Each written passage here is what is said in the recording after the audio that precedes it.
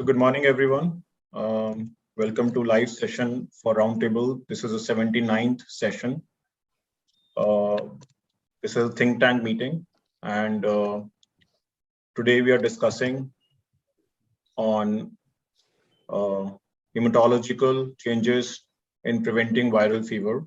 This is 79th session, as I mentioned. We are on Saturday, 11 o'clock, 9th of October. I would like to invite Dr. K.K. Kalrao.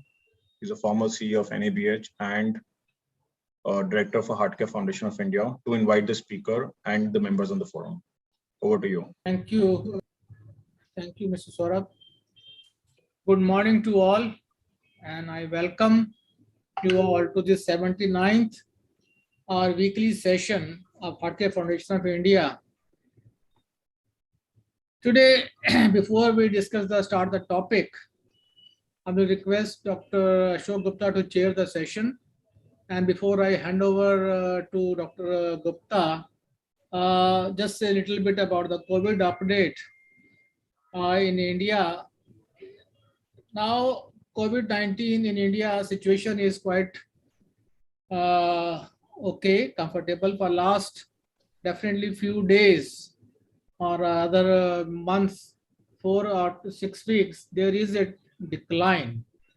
This week compared to the prior week, almost 27 states have shown decline, and only 8 states have shown slight increase in cases. Even Kerala, which was contributing to almost more than 60% of the cases in India, now this time today is also below.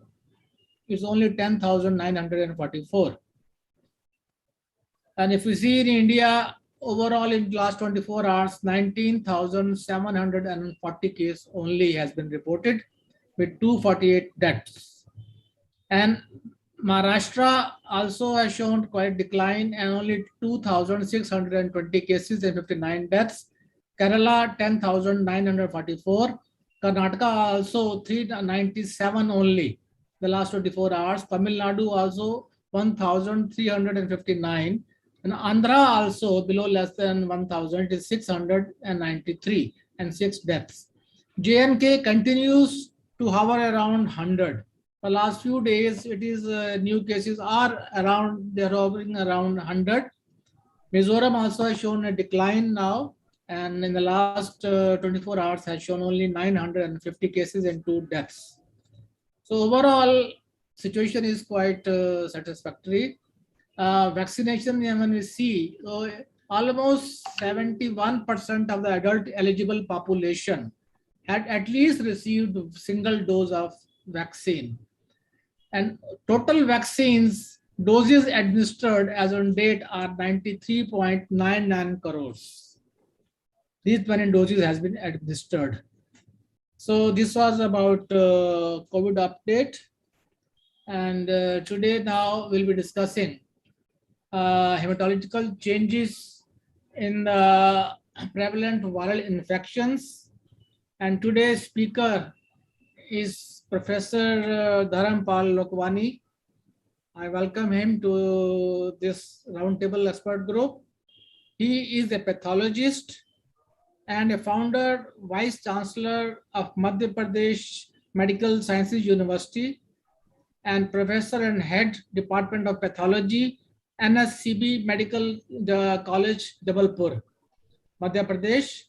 He is also a member Institute Body of AIMS, ex-chair, Bhopal, MP. And he has so many other designations nationally as well as internationally. And he is written books also.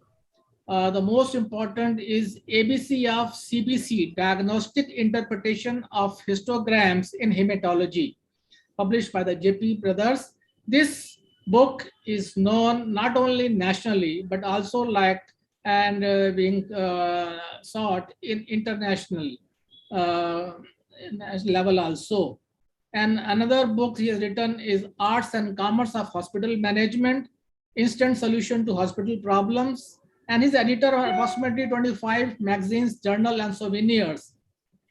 and also he is he is also actually involved in research, published many papers published in the in national as well as international journals. With these words, I welcome Dr. Lokwani and hand over to Chair Dr. Ashok Gupta to start further and invite the speaker. Yeah, good morning, Dr. Kalra. I've got only one comment. You said that there are about 19,000 cases reported, and about 11,000 of them are still from Kerala. 10,000, yeah, 10,944, yeah, yeah. around 11,000, right? So this Yeah. is also still a question of worry, right? Yes, they are concerned. Yes, 34 districts as on date are Yes. also having positivity rate more than 10%. Yeah. And this is a crucial time. Yes. Now the festival season is coming up. And if people do not observe this COVID appropriate behavior and precautions, definitely we are prone to what we expected. The third wave is coming. It will be quite aggressive. Maybe this is a time we should be rather observing more. We should be more cautious. And vaccination is the only effective tool to prevent the transmission and protect the people from dying. And I think everyone, we should promote vaccination. Who has eligible people who are not so far given vaccinations, they should come forward and get vaccinations the fast.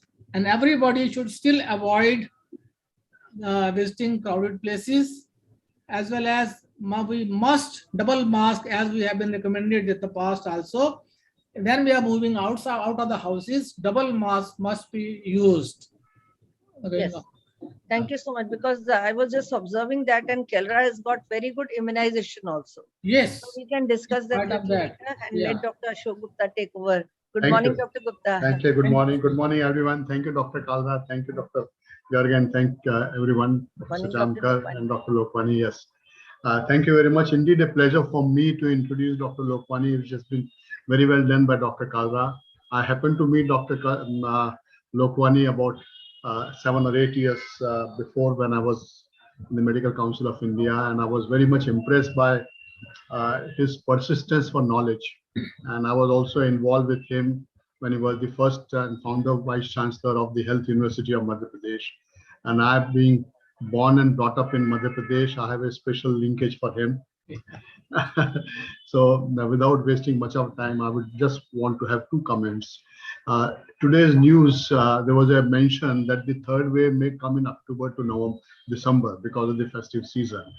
And also there was a very damaging report that the incidence of dengue is rising all over the country. Yes. And we have to be very, very careful. And that's the reason I think Dr. Lokwani's presentation and advice will be the most crucial at this stage, how to prevent a double attack and what precaution we should take in the crisis of this. Just a point of this thing Dr. Garg mentioned about the vaccination. And I think most of the vaccination provide booster of immunity only up to 6 months. Yes. So what happens to those who are received in early part of this year? I was one of those fortunate who got a booster dose in July when I was in US, but it has not been happening to everywhere. So I think there's a possibility, and they should promote a booster dose, particular to healthcare workers, those who have received the vaccination in the early part of the year. That should go as a recommendation. Dr. Gupta, this is only a matter of another month, and so by then we'll achieve adequate coverage of 2 doses of everyone, and then definitely we will go ahead for the booster part. So we have to see that at least our population receives at least 1 dose. That is important. And what you really pointed out about dengue was also that very soon we will, in between Dr. Kalra, we can see that when we can discuss about dengue, because now there is a surge of dengue cases in the hospital. Yes. Day before I was seeing Medanta was full, and even the private sector hospitals are full. So that way, we are seeing large chunk of dengue cases, and virtually I think this is also same as most of the houses are now affected by dengue, and we have got almost 100 cases from Maulana Azad's hostel also who have suffered from dengue. Okay. What is the present status of new infections in vaccinated and both the doses taken? You see, present status of vaccination is quite about breakthrough infection is very high still, but exact amount I will not be able to say as of today, but earlier it was somewhere around 70%. That was there, the extent of breakthrough infection. which is quite high. Infections in In vaccinated people. in two people who have received 2 doses and after 14 days, I'm talking of. But the vaccination rate is definitely, reinfection is quite high in persons who have received 1 dose, because they are only 30% protected, right? So then in them, that is quite very high as compared to the individuals who have received 2 doses. But then they say it is less severe. That's also, I think that should be put to debate sometimes, that, whether it is really less severe, so that we have to see that. So without, I think we do that, we can go to Dr. Gupta and Dr. Lokwani. Thank you, Dr. I think Lokwani. we should have a brainstorming on this one also, so that Yeah, we should. be able to convince people that when you are vaccinated, you get very mild degree of. Yes. Absolutely. But then, provided we have a data. Thank you. Yeah, Thank you. definitely. Thank you. Without much of discussion on the other topic, my pleasure to invite Professor Lokwani Dharampalji to come and share and enlighten us what we should follow and how we should look into the dengue cases and what precaution we should do, particularly hematological changes. Thank you, Professor Lokwani. Thank you, sir. Very kind of you for your kind words. Thank you, Kalra sir. Thank you, Jamkar sir, giving me this opportunity to address this great roundtable conference with the learned people. My subject of hematological changes in viral infections is naturally being a pathologist, what I have prepared or what I have in my PowerPoint is technical.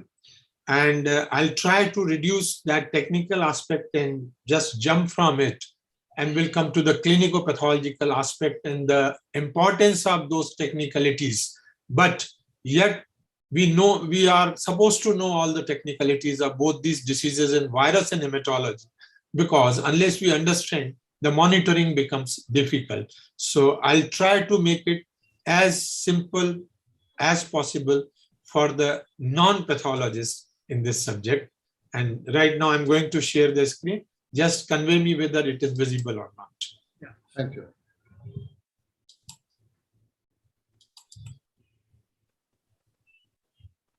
Yeah, it's visible. Thank you, Dr. Lokwani. Yes, everything is visible.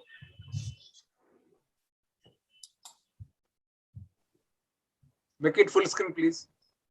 Yeah, I'm doing that. F5.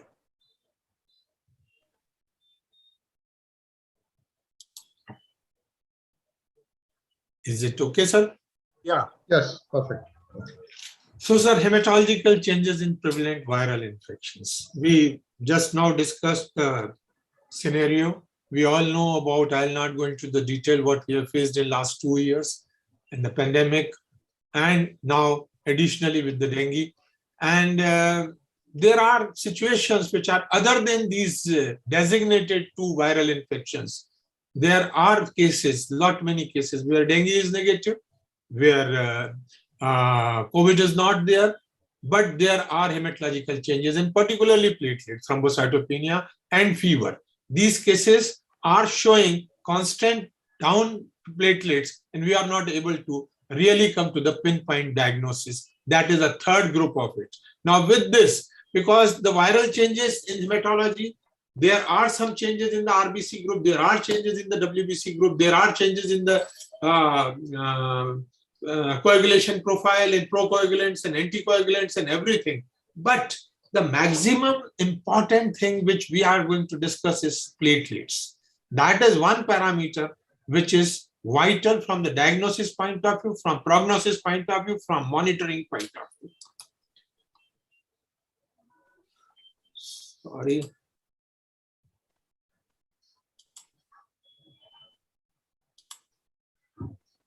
Just one sec.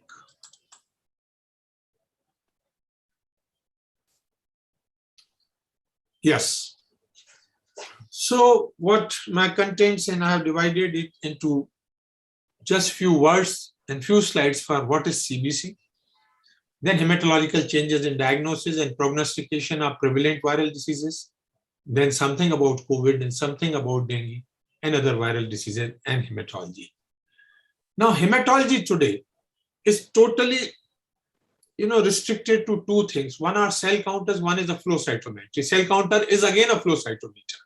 And in last 6 decades, the total philosophy of hematology is changed because of the prevalent availability of the cell counters. Earlier, our parameters, which were basic parameters of hemoglobin, RBC count, WBC count, and platelet count, they were the limited parameters, and with some few parameters like MCV, MCH, and MCSC. 6-7 parameters used to define and decide everything in hematology, whether anemias, whether leukemias, and whether anything else, or thrombocytopenia.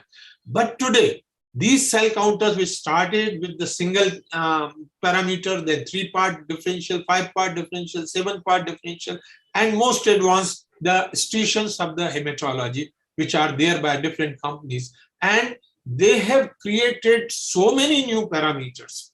Most of them are research parameters, but many of them have come into the clinical practice, and they are deciding about their encrypted information is deciding, and it is navigating to the diagnosis. So the cell counters and their reports are very important. And particularly the technology which started with the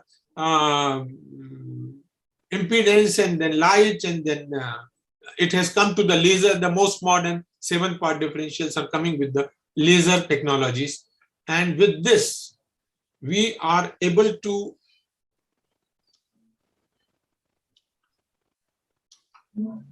generate these many parameters. If you just go through, I'm not going through the list, RBC parameters, WBC parameters, and platelet parameters.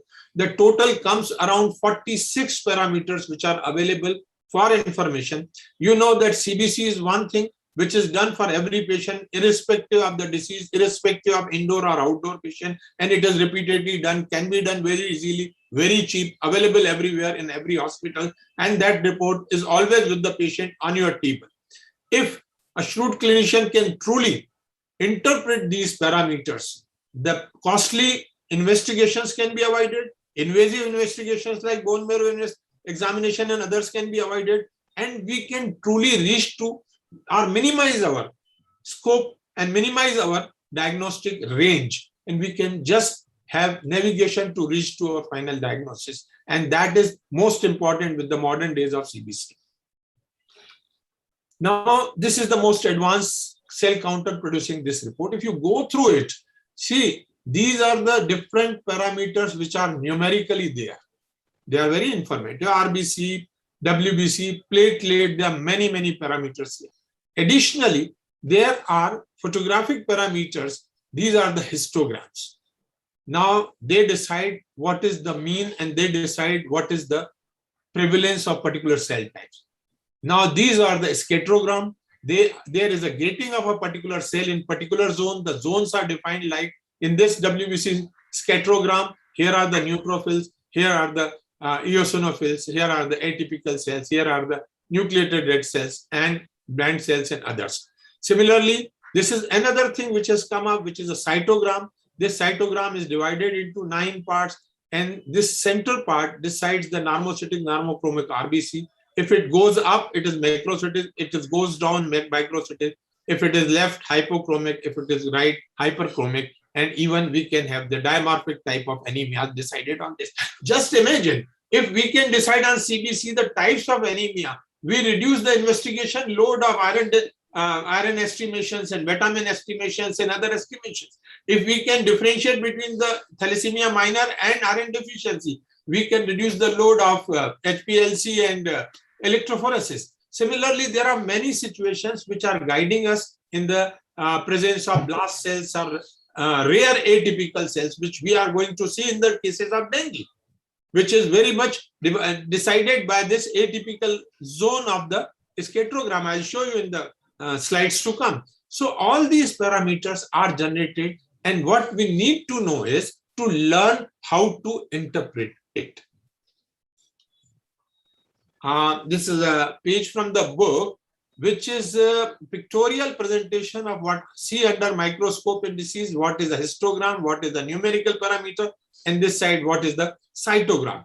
So this way we can go through every single disease of hematology and find out what are the variations and what are the variations from the normal in these parameters, and that can guide us that what exactly we are dealing with.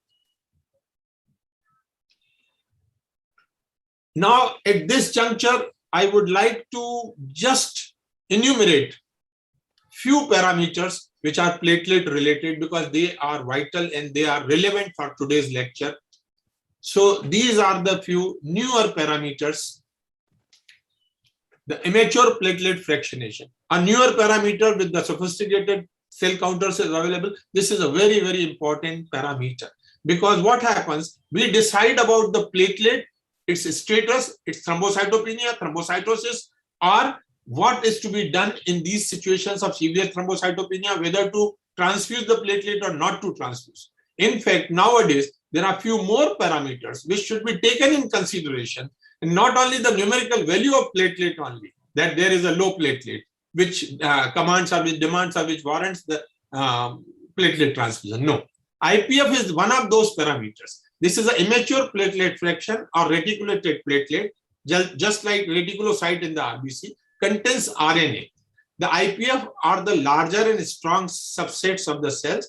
This parameter is increased in the settings of platelet destruction or consumption and decrease in the bone marrow failure. Now I explain you. This particular parameter here, the number of IPF or immature fractionation, if it is less than 5 or more than 5. If it is high, then the marrow is working very well. And usually in the peripheral challenges, particularly in dengue and other conditions where the platelet destruction is usually in the periphery. It's the platelet destruction with so many mechanisms we will discuss. And in these situations, what happens? The marrow has a challenge and marrow meets out the challenge with a newer and bigger cells. And these cells, they come out. IPF decides the status of the marrow, whether marrow is functioning and responding or not. If IPS is high, it means marrow is responding. Even with a low platelet count, you need not to rush or you need not to make a panic of transfusion, even up to 10,000 platelets without having any clinical bleeding. If it is so, then you can definitely wait because transfusion itself is a problem. You transfuse more than 300 antigens, known or unknown, to the patient. So transfusion must be judicious. So in this situation, if IPF is giving you the good range, you can very well wait because the patient will not enter into any crisis. So this particular parameter, which is now available with the cell counters, must be utilized for that person. Of course, if it is a thrombocytopenia because of the marrow, that hypoproliferation is there, marrow is not producing, IPF will be low, and you can definitely then do accordingly.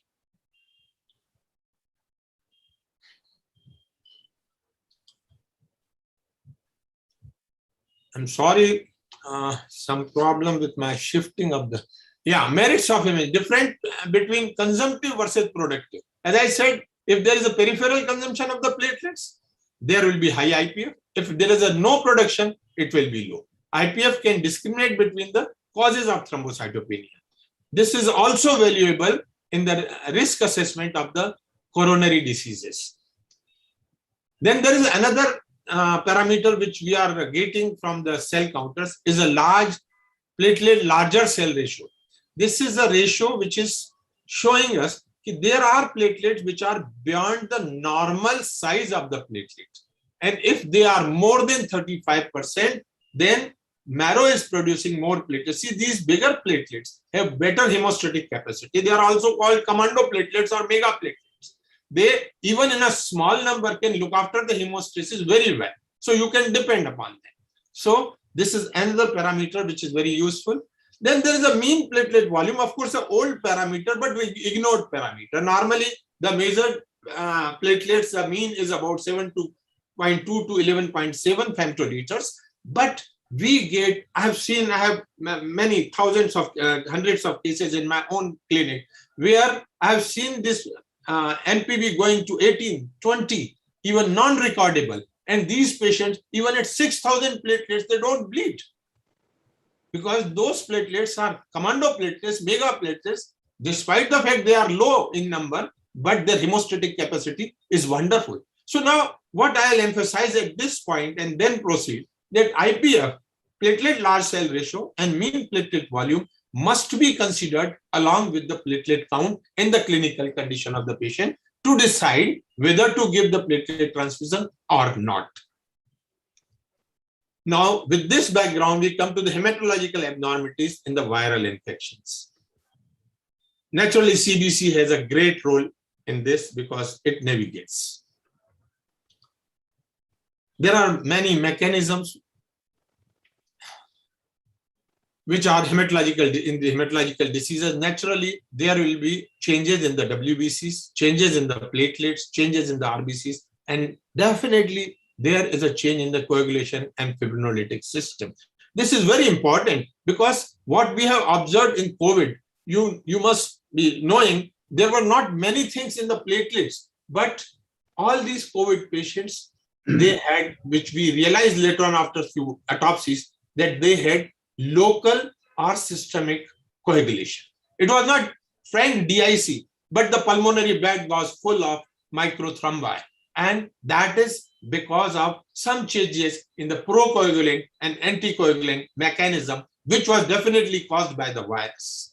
And that's why all these patients were given low molecular weight heparin and like that treatments. And the crisis after cytokine storm and the final crisis, what we have faced was a pulmonary bed microembolism leading to ARDS and leading to the bad consequences.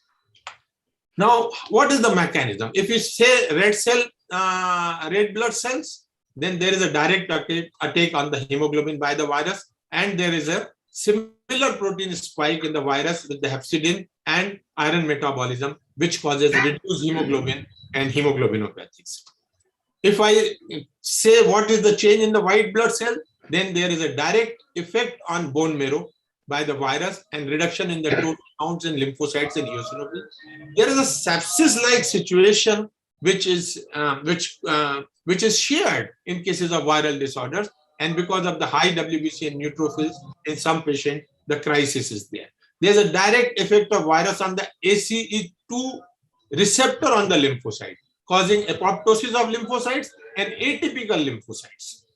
Metabolic production of lactic acid again reduces the lymphocytes, and virus attack on lymph organs reduces the WBC production. So all these things are done by the virus in various situations. Again, what is the effect on the coagulation and fibrinolytic system? There is a direct invasion of the virus on the endothelial cells.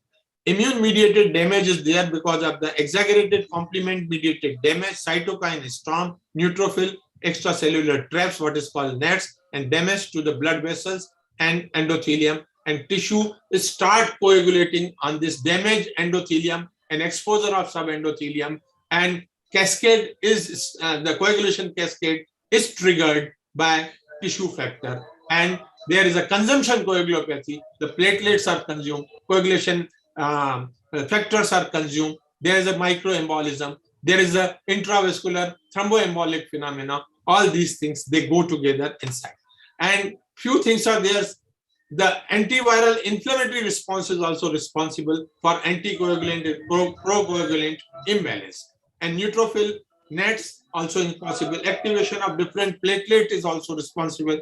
And there is always, we find elevated D-dimer and prothrombin times. I'm sorry, I'm trying to reduce the whole thing, but still I feel that this mechanism of action, what we have faced, what clinical picture we have seen in COVID, and what other viral conditions, we should know a basic of it. If I am going too technical, please ask me to reduce that thing. No, I think Dr. Lokwani, you are doing good. We can understand everything. No, you can understand what I mean. That I'm going with that. You can understand, of course, you are practicing with that. But what I'm saying that this kind of a pathophysiology is ongoing in these viral diseases. Yes, great. Of course, because I just wanted to ask one. Now, these parameters, what you have mentioned, is for the lab which are well equipped with the laser technology. What is happening with the lab which are not so well equipped? I am coming to that. Yeah, please. I'm coming to that. Because this is what we can draw even our country, not really very well equipped. Yes. You don't need really very well equipped. This is a simple cell counter. It may start from 3 lakhs and ends at 15 lakhs. What I'm talking is a 15 lakh machine, which is very well affordable and very much available in the many centers. What I'm talking. Thank you. Now the most important point comes where it works. We have discussed what happens to RBC, what happens to WBC, what happens to fibrinolytic and coagulation cascade. Now we come to the platelet. Now to understand, just this is one paper, thrombocytopenia and virus infections. If I'll not go to the abstract of this, these are many papers. What I'm coming to finally is that number of papers on various virus interaction assessed and conclusion about virus and thrombocytopenia is drawn. This is variable, this is diversified, but there is one thing, that there is a definite impact of virus on the thrombocytes, that is platelet. What I want to emphasize. The topic of thrombocytopenia and viral infection diseases has been actively studied, and particularly in last 10 years. Platelets are now regarded part. Now, this is the most important point, sir. For us, platelet with our teaching is a part of the coagulation system, and it stops the bleeding. But in last 1 decade, it has been studied very, very elaborately and found there is a great role of platelet in immune system also, directly or indirectly. So that role creates so many complications which we see in the viral diseases, up to the failure of multi-organs. The rapidly changing world of viruses ensure that this field is constantly forced to new outbreaks of the quality. Well, the main physiological role of platelets is hemostatic, forming a blood clot, other than viral hemorrhagic fever. Now, this point is very important here, sir. Why? This all discussion makes some policy, and here is some policy. Other than viral hemorrhagic fevers, rare cases of severe disease of viral infections, virus-induced thrombocytopenia does not lead to significant bleeding and does not require platelet transfusion. If at all it is required, it should be done judiciously. Sir, this point is very, very important, because I have seen people transfuse single donor platelet to 50,000, to 40,000, to 20,000. There is a panic in the hospitals. The platelets are going down. There will be brain hemorrhage. There will be this, that, and they transfuse. Whereas the viral disease causing thrombocytopenia means the external destruction of the platelet or the peripheral destruction of the platelet or the challenge to the marrow to produce more platelets. There is a lot of reserve with the marrow, and marrow will produce. And as I said earlier, that marrow produces more hemostatically powerful platelets, and it looks after the hemostasis. We truly don't need transfusion in cases of viral infections. There is a lot of misuse of transfusion in viral infection. But yes, there are situations, if there is a clinical indication, or if the other parameters of platelets are also low, then we must think of it, and it should be judicious transfer. Here, why the platelets go down, there is a direct effect on the bone marrow and decreased production of the platelets. There is an immune damage of the as cytokine storm. Now, this is what happens in the virus. There is a damage and destruction in the periphery. And then what happens? There is a thrombosis. This I said, there is an endothelial damage and exposure of the subendothelium. Subendothelium invites the circulating platelets to the site of exposure, and there is a formation of microthrombi. Naturally, this is a kind of a consumption coagulopathy and consumption platelets. And consuming the platelets will definitely result into low platelets in circulation. So that is, these are the 3 methods of thrombocytopenia, basically.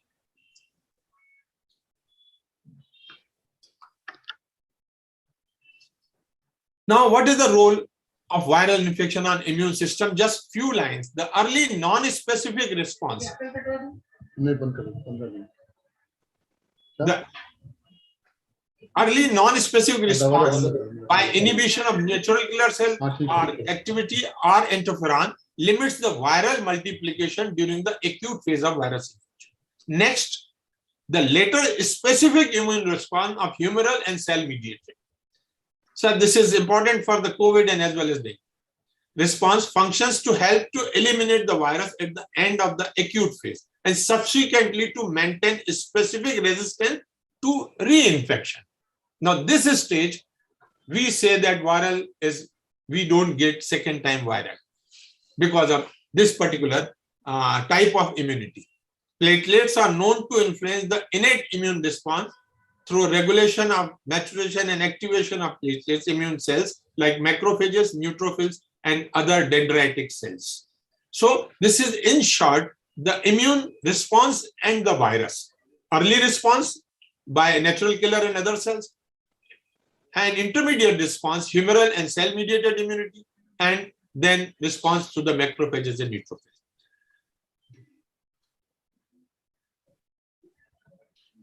Now, what are all viral diseases which cause thrombocytopenia? There are many diseases. There are practically every disease causes viral disease causes thrombocytopenia in less or more quantity. One is most important: dengue, measles, chickenpox, Epstein-Barr virus, mumps, rubella, and rare are those herpes simplex, hepatitis B, HTLV, and of course I'll say COVID. COVID has again the situation that in normal COVID patients we don't observe the thrombocytopenia, or it was not a consistent and persistent finding in all cases of COVID. You all will agree. But there are some stages where the COVID had entered into microthrombi formation in the pulmonary bed or extrapulmonary bed, or there is a DIC-like syndrome, or there is ARDS. Now, naturally, in these situations, the platelets will be consumed to form those microthrombi, and in that situation, we come across thrombocytopenia, not otherwise. Do platelet fight viruses? Yes. Play a main role in fighting against the pathogen, including the viruses. Does viral fever decrease the platelet? Yes. Most of the viral fevers, they decrease, but the decrease is like it is 1.5 to 4 lakhs. It may come to 1 lakh or so, or 80,000. Dengue is the only situation where it can go to 0 even. Why platelet count decreases during the fever? There are reasons that the megakaryocytes, the progenitor cells of platelets, there is an infection of them, which is causing apoptosis of megakaryocytes, that is a self-death or suicide. There is a decreased maturation and ploidy of the megakaryocytes, and there is a decreased expression of the thrombopoietin receptors. Naturally, that is the growth factor is not there, doesn't allow megakaryocyte to produce the platelets. Upon viral infection, the host defense generally induces the systemic inflammatory response. This is the protective response. But in true sense, in all these situations, in fact, what we suffer cytokine storm, what we suffer the terminal COVID problems, they are all body's protective response. Ultimately, it goes so much beyond control that it destroys its own tissue, and ultimately ending with the end stage multi-organ failures. There is furthermore, platelets can bind to neutrophil forming platelet-neutrophil aggregate, which triggers the phagocytosis of platelet and thrombocytopenia. Now, what are the mechanism of thrombocytopenia? I will detail mein nahi jaunga, but I'll go through some detail because it is relevant and important. An overview mechanisms are aggregation, impaired hematopoiesis, sequestration and intravascular destruction, platelet expression of pattern recognition receptor, or what is called mimicry. Platelet can induce inflammation and secrete antimicrobial proteins, and platelet acts as an antigen producing cell APC. Now I'll go through all 6 with one line because there is an importance. Now aggregation or sticking of the platelet. Platelet agglutination and adhesion of leukocyte to found in the patients of systemic inflammatory disease I have already discussed. Hence, peripheral smear cross-check is always warranted when reporting. Now, this particular point, sir, I'll repeat it, take-home message also. What happens with the cell counters? We totally depend nowadays. There is a trend in the big laboratories where 2,000, 3,000 CBCs or 1,000 CBCs are reported. They have designed that what are the warning points where we can undergo the observation under the microscope.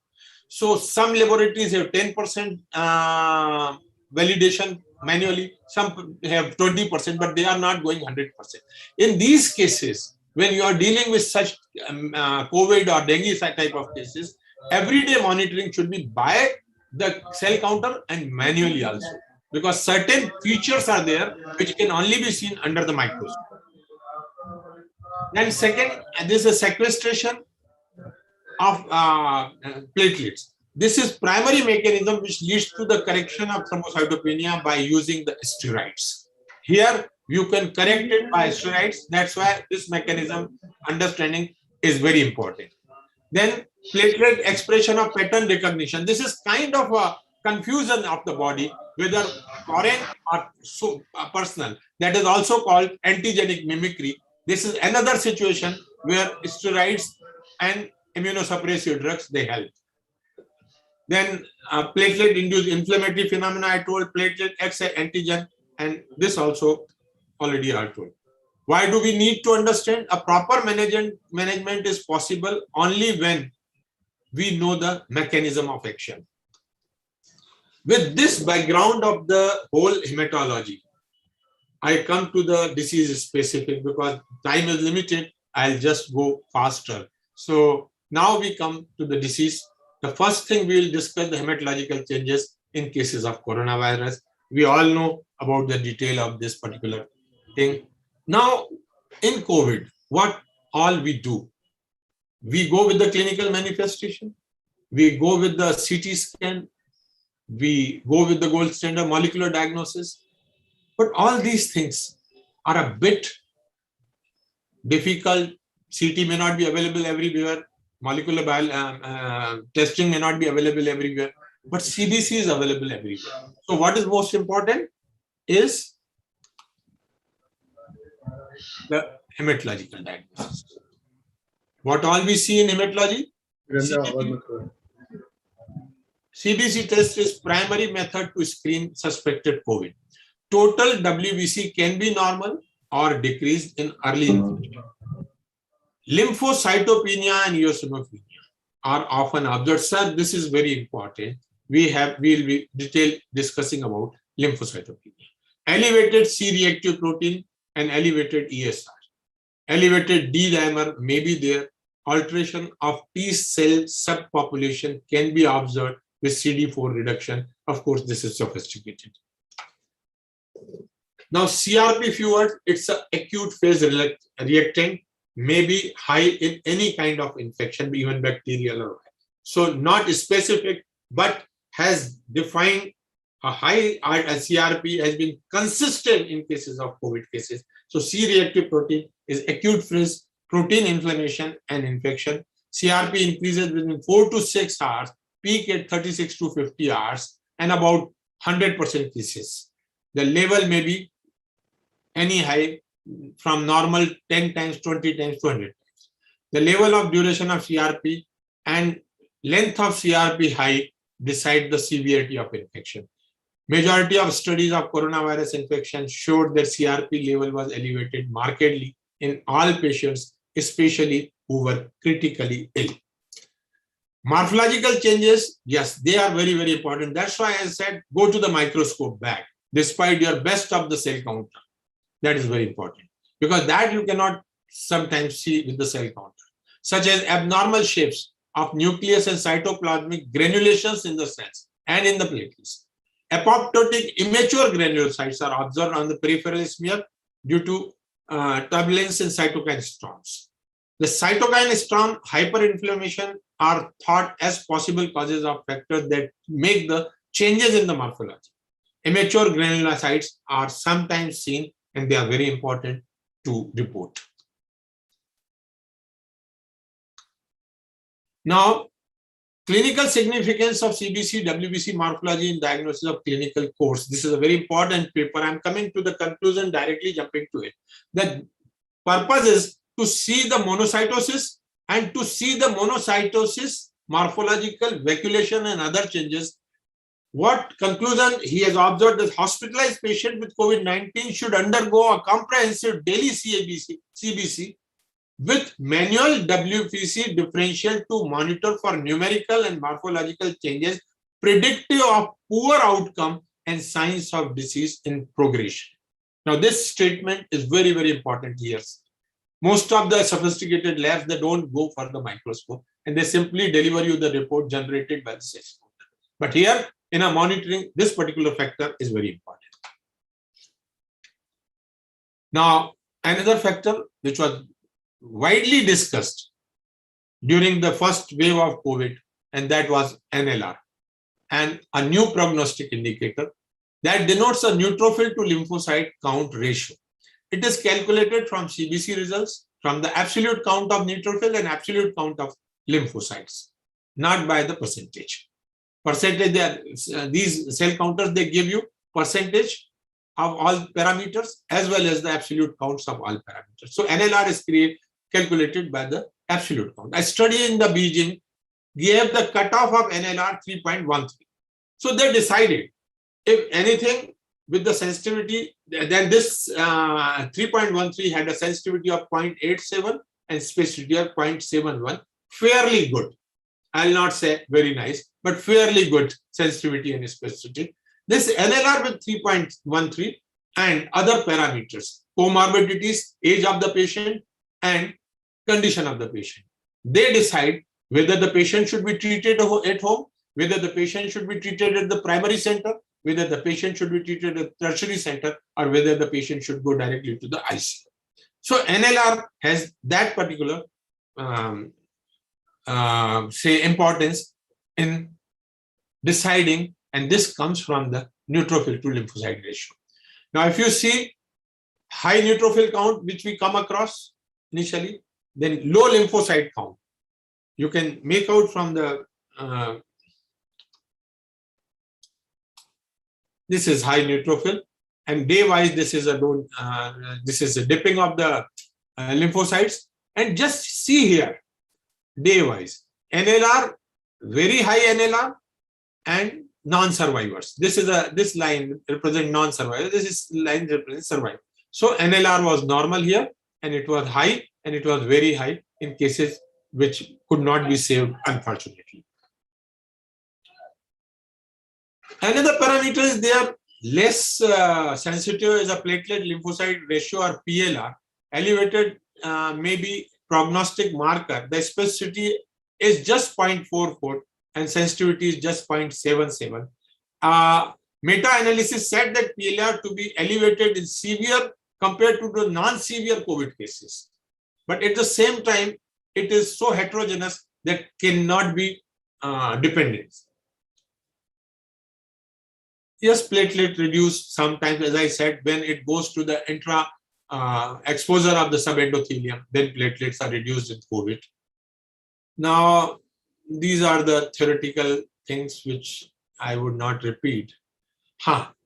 Another typical finding during autopsy of deceased COVID patients was widespread microvascular thrombosis in both pulmonary and extrapulmonary beds, including a patient with true thromboembolism indicating systemic prothrombotic status. And this is the reason of severity of the disease. This is the reason of multi-organ failure. This is the reason of consumption coagulopathy. This is the reason of DIC-like status. And this is the reason of thrombocytopenia in COVID. A low to low normal platelets count present during the peak symptomatic illness with increased MPV and PDW. PDW is platelet distribution width, and this comes when platelets are produced with a variation of shape. This is just like what we call anisocytosis in RBC. That heterogeneity of the platelets is there. When heterogeneity of platelets is there, multiple populations of platelets are there in the single blood, and they have small, big, and medium-sized platelets. So PDW increases in that particular situation. Platelet count appear to rise slowly over the course of disease, which coincides with a peak of interleukin-6, that cytokine. Plasma TPO, thrombopoietin, the growth factor levels are elevated in severe COVID-19 patient, but gene expression of its receptor CMPL is decreased. Now what happens? If TPO is increasing, platelet should increase, but we come across thrombocytopenia. This suggests the desensitization of bone marrow as an additional mechanism of thrombocytopenia in COVID. Otherwise, if TPO is going high, we expect there should be thrombocytosis. Well, all these what observations we have seen in this case of COVID may be seen in HIV, dengue, or other infections also. We sometimes sorry to interrupt you. Are there incidents of dengue and COVID together in any patient which you have seen? and these changes which are applicable? So not so far. I have not seen. I don't have any personal experience of it. Yes. But In my hospital, was there is a segment for COVID. There is a general segment also, and right now also I have 110 cases admitted of dengue. Of course, no case of the COVID. COVID and dengue. Yes. Yes. One more thing, sir. ITP, that is immune-mediated thrombocytopenia. There are many situations. Earlier, it used to be idiopathic thrombocytopenia. Now it is immune-mediated. Many situations cause and trigger the immune system to cause ITP. ITP, we come across ITP-like situation in COVID also. So that is one just to mention it. Now, to conclude, it is routine hematological analysis is helpful in COVID. Hematological analysis along with the CRP and NLR may guide you or may help you in monitoring. Platelet, I have mentioned, but it is not a major segment or parameter which should be taken in consideration for monitoring unless we are dealing with the terminal or severe stages. Transfusion in COVID, of course.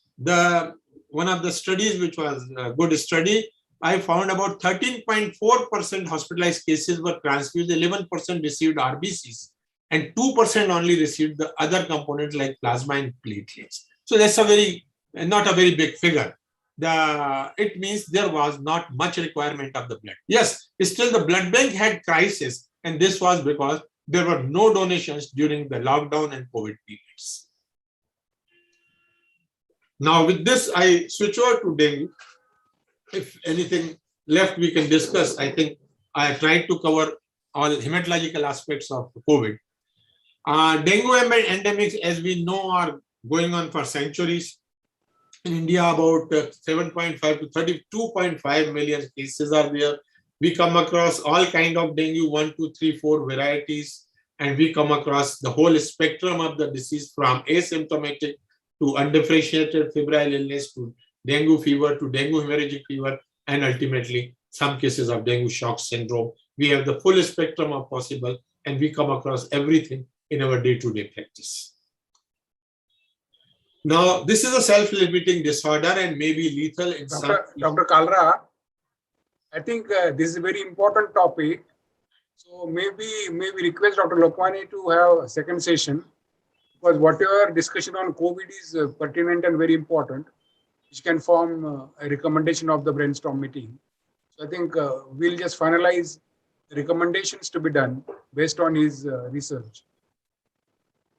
Dr. Lokwani, how long will you take for? I think, sir, another 10 minutes. I think let's carry on because this is so because, sir, Dr. Jamkar, I request you to finish because there will be policy will have the overlapping in both the things. Yes. Dr. Kalra, can you extend the session by another 10-15 minutes? Just for 10 minutes. Sure, sir. Sure, sir. Sure. Thank you. Thank you. Thank you, Dr. Kalra. Yes. Thank you, sir. Thank you. I'll finish it as early as possible. So, diagnosis by RT-PCR and detection of NS1 and hematological parameters in dengue are most important, particularly the platelet count. There is a rise in the hematocrit, which is a very well-known and old parameter. We all know about it. And there is an atypical lymphocyte. Now, this is one thing which we are missing, sir. And with the advent of these cell counters and the modern cell counters, I'll show you. This is very, very important. And in my own lab, I have been observing. Sometimes because of the atypical lymphocyte, I asked my technician to do the dengue test. It is so relevant and so persistent. High hemoglobin and high hematocrit we observe in the first 3 to 10 days of the disease. And this is because of the cross reaction of pro-inflammatory mediators. So this is why we come across hematocrit, because the pro-inflammatory mediators, they destroy and apoptotize the endothelial cells and causing the leakage of the plasma in the second chamber, in those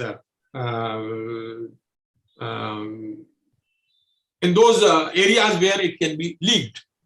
Lower white blood cell count, sometimes up to first few days.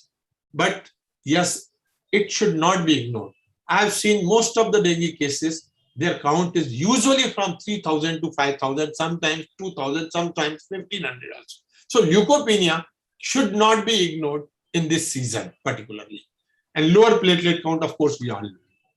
What happens to WBC? Monocytes, there is on first 4 days, there is a monocyte and macrophages. They are the primary, our mechanism of immune system. So there is a rise in that.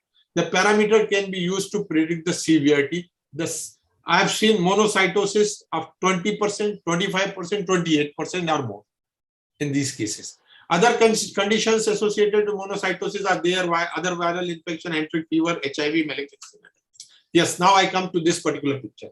This is a part of the scattergram which I have shown you earlier. Now, if you just see this scattergram, this is an area for neutrophil and monocyte, other cells, NRBC, platelet clumps, eosinophils. This is the area for atypical cells.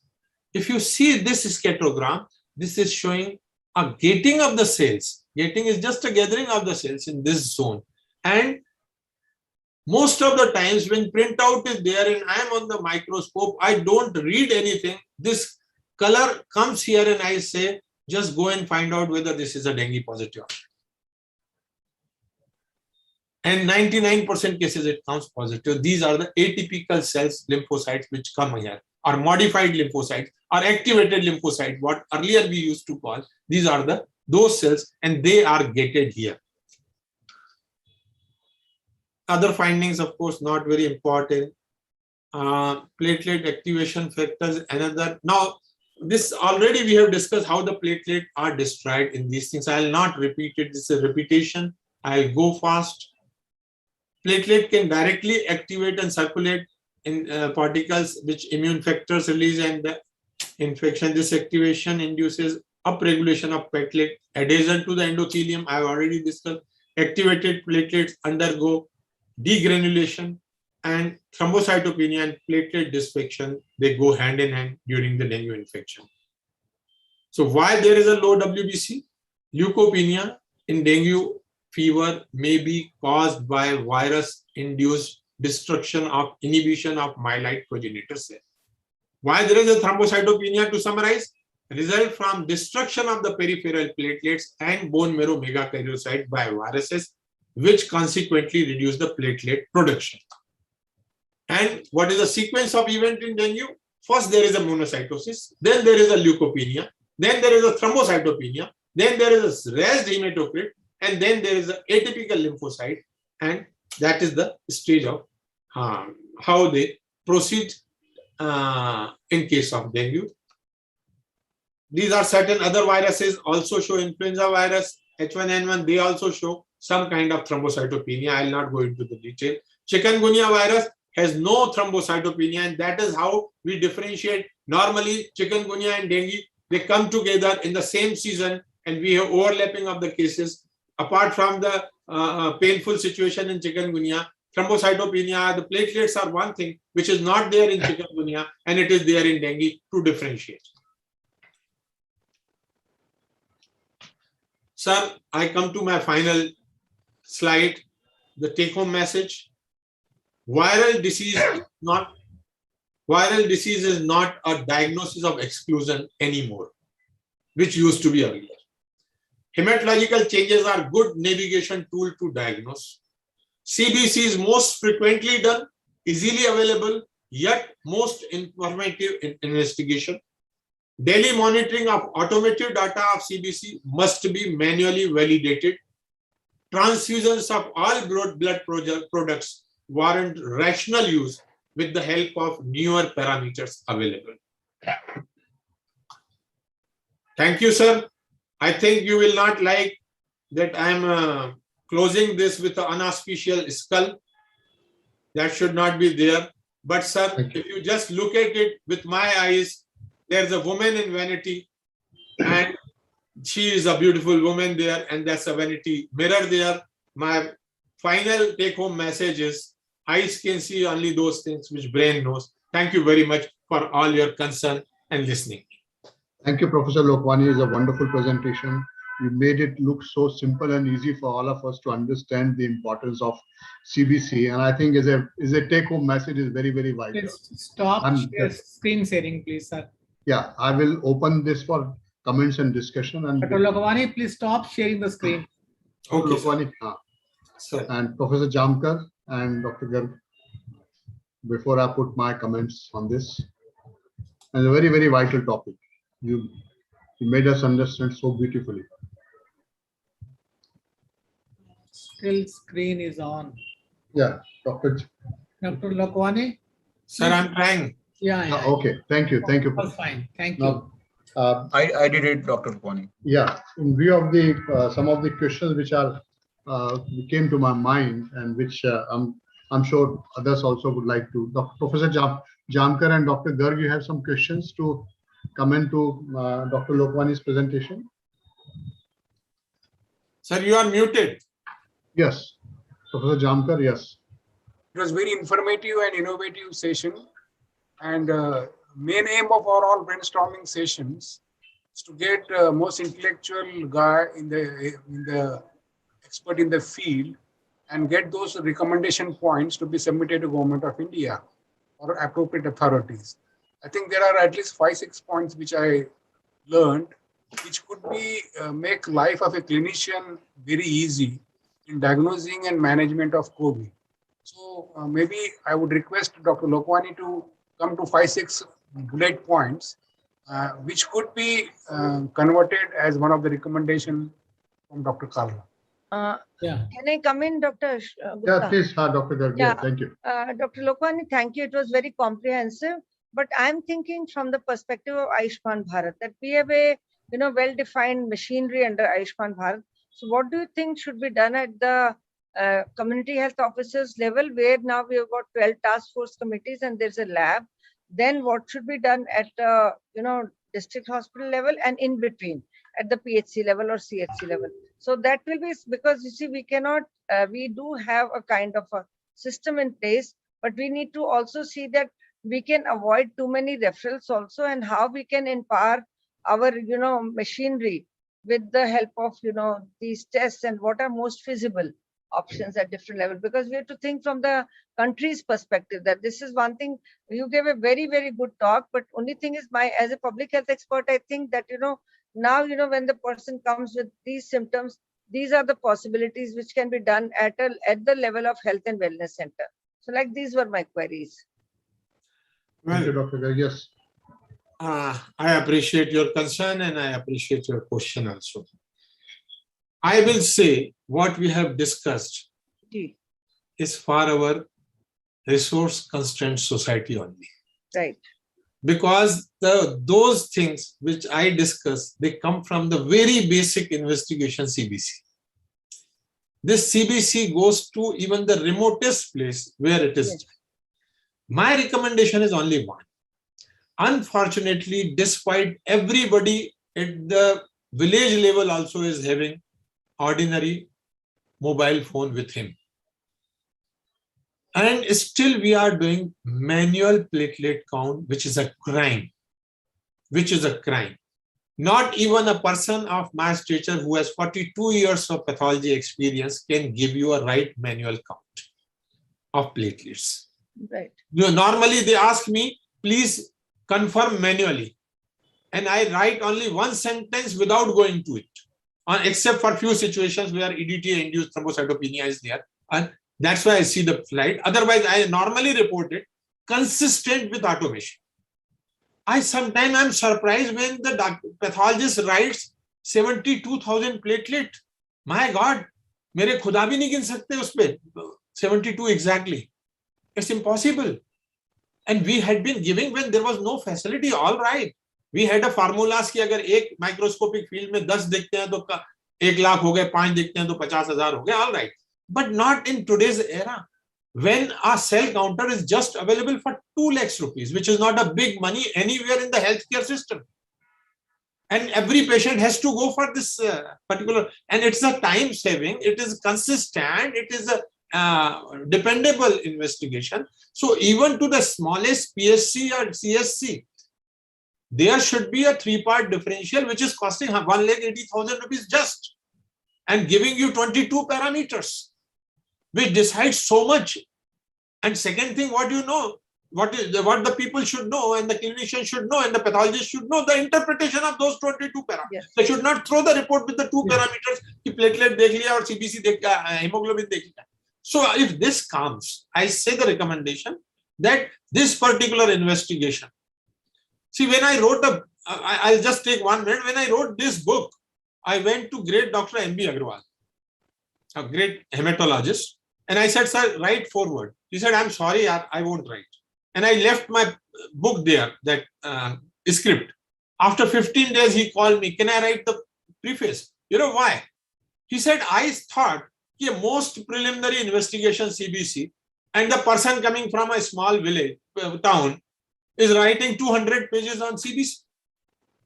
But then when he wrote a wonderful foreword for me. The story is to say that investigation has a lot of value provided it is interpreted rightly. And machines can be given to each and every health center. The manual things should not be done except the peripheral smear examination. This is the answer, and it is not very expensive. We don't need any sophistication for this. So thank you so much. I think, Dr. Kalra, this should go as one of the recommendations that under Indian public health standards, where you see we are talking about the equipment provision at the CHC level or at the health or at the level of health and wellness center, cell counter must be available, and the available manpower, like whether it is a community health officer, medical officer, they need to be trained and retrained, kind of. So that will be important part. It's a very, he said it's very basic, but I feel that correct interpretation is very, very important. And then this information must go to the government, that in view of rising number of cases, and we have got COVID, we have got different kind of, influenza-like illnesses and all that. Plus now we are harping with dengue, and also malaria cases are also gradually coming. So we can look at that part. So Dr. Lokwane, 3 parts or 5 parts, both are equally, or we should recommend 5 parts or 3 parts at the peripheral? We should recommend 5 parts because 5 parts is reasonably good. It's again a 2 lakhs rupees extra, but it gives more parameters and gives more information. See, what is 3 part? I tell you. 3 part means WBC mein you get neutrophil, you get lymphocyte, and then third is mixed cell population, which includes monocyte, basophil, and eosinophil. 5 part, all 5 are included. 6 part, you also get atypical lymphocytes. Okay. And 7 part, you also get immature cells. So that is depending on the WBC. But 5 part, which comes in 5 lakhs from a very good companies, is reasonably very good instrument, and it can be worked out. As a what's the possibility of dust particles being interpreted as a platelets or some cell counts? Because it's a lot of dusty environment in our, especially in the peripheral areas. So a lot of dust will be there. Any possibility of a wrong interpretation by the machine? Sir, it is there, but it has a self-correction, and the histogram has an area where noise comes. If noise comes, it means dust has come. Redo it. It will show you the flagging. The cell counters have a flagging system, and that flag will warn you that there is something wrong.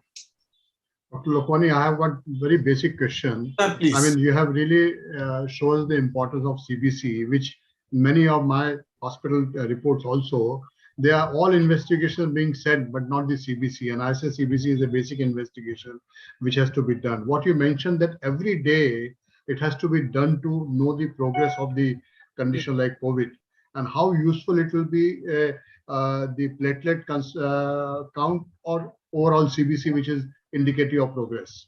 Second thing, which is my fundamental basic question is, during my term as a governor at Medical Council of India, we have denied permission to several medical colleges because they did not have a component separation unit in the blood bank, and blood bank is mandatory part.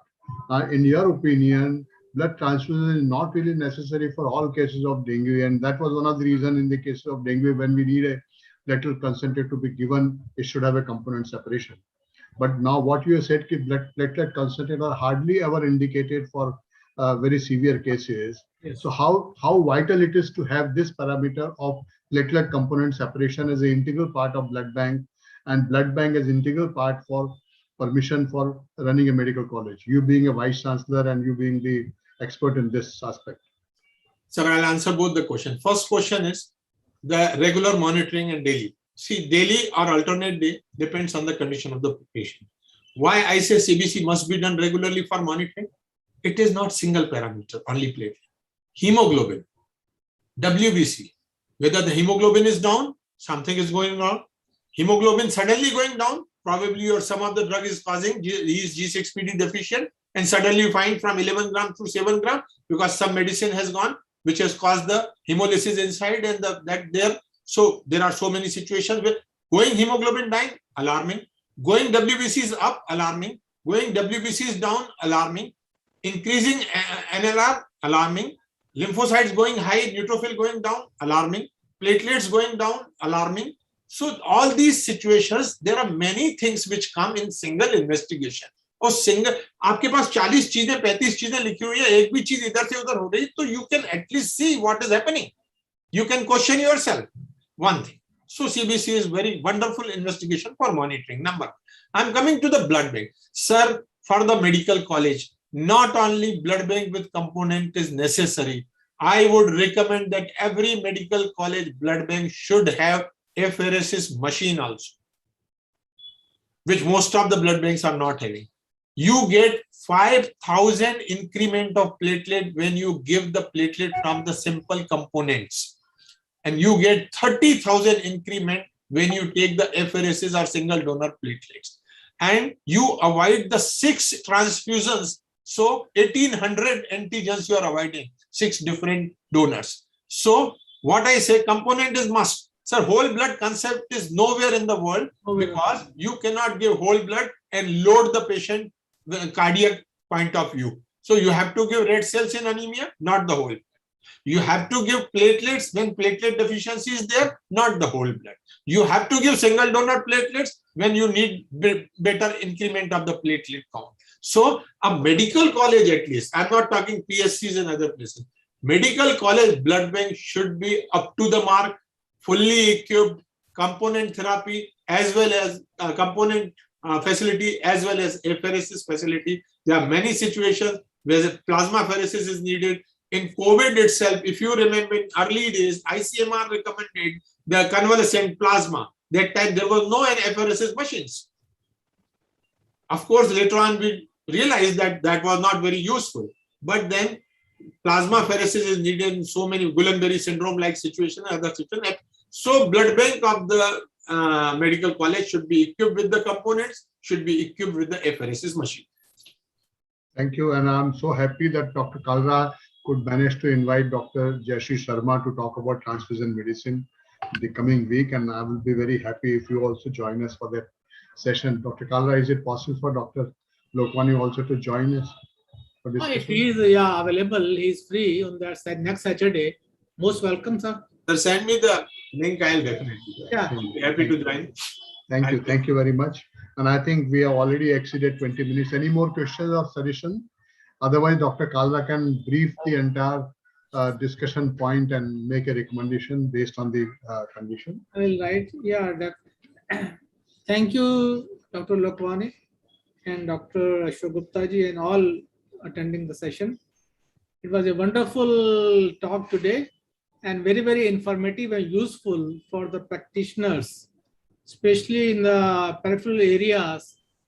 As you highlighted, the CBC, the most probably respected or a simple investigations is neglected by majority of the practitioner. They only see the counts, no further details. This is a ground reality. And as you have explained today, I think it is an eye-opener and every practitioner must understand the importance of interpreting the various blood counts. And definitely the other acute phase reactants, we already, like the other things, they are very, very important.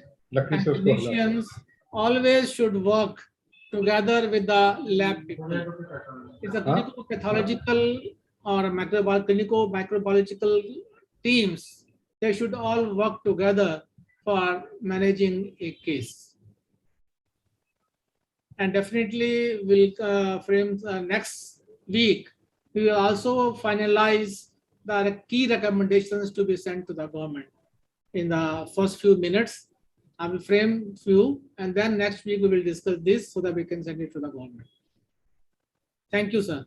It's Thank very- you. Thank you, Thank Professor you. Maybe Kalra. Dr. Lokwani can also suggest few key points from his experience that under Ayushman Bharat now these are the key things which are deliverables. So that will be very important, and that will help us in fine tuning our recommendations to the government. Sure, ma'am. Sure. Thank you so much. Thank you. Thank you. Thank you. Thank you. Thank you very much. Thank you, sir. Dr. Thank you, Gupta. Gupta, sir. Yeah, if there are no more Thank you, comments, ma'am. thanks. Thank you, Kalra Dr. sahab. Lokwani. Thank you, Jankar sahab. Thank you. Thank you very much. And we Sir. call this session to an end. Thank you very Yeah, much. thank Thank you. you.